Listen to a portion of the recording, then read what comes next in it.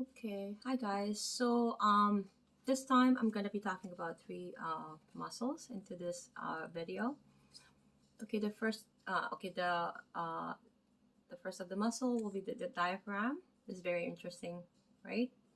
This there is our in you know when when exhale, inhale. This is the one that's doing that action, and then the internal oblique. Okay, and then the external oblique. Okay, so I'm going to start with the external oblique. So what it does, it rotates your trunk to the opposite side, right? So the action unilaterally, it laterally flexes the vertebral column to the same side, and then it rotates vertebral column to the opposite side. Okay, rotate the vertebral column to the opposite side. Okay, so let's establish that again. I'm going to say it again. So it laterally flexes the vertebral column to the same side, and then it rotates vertebral column to the opposite side. But if you were to use it bilaterally, it flexes the vertebral column and it compresses abdominal content. Okay? So the origin of it is the external surfaces of 5 to 12 ribs, and then the insertion is the anterior part of the iliac crest, the abdominal aponeurosis to the linea alba, as you can see in this photo here, right? And nerve innervation is T5 and T6, T7, T8, T9, T10, T11, and T12. Okay, those are the nerve innervations.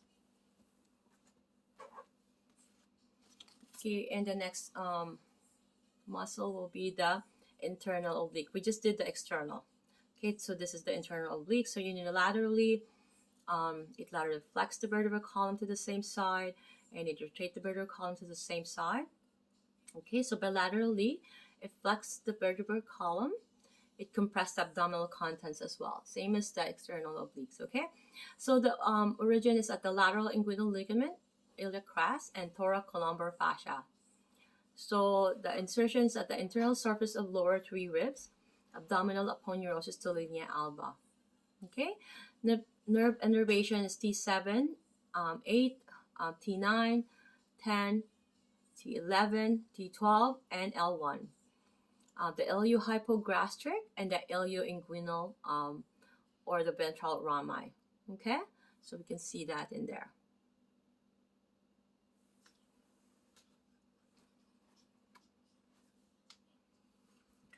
And then the diaphragm. Okay, so if you were to inhale into your belly, not into your thoracic or your ribs, you inhale with your belly, like a little kid, how they inhale. They involve their belly, which is the proper way of inhaling. Okay, but a lot of people are really so conscious about this, especially women. They don't want their belly looking big, but it's the proper way of inhaling. So it draw down the central tendon. I'm sorry.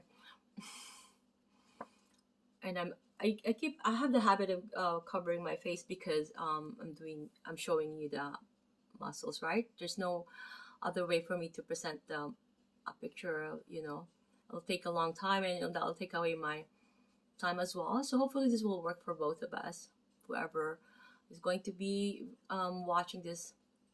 Okay, this is a systematic way that led me to passing my exams.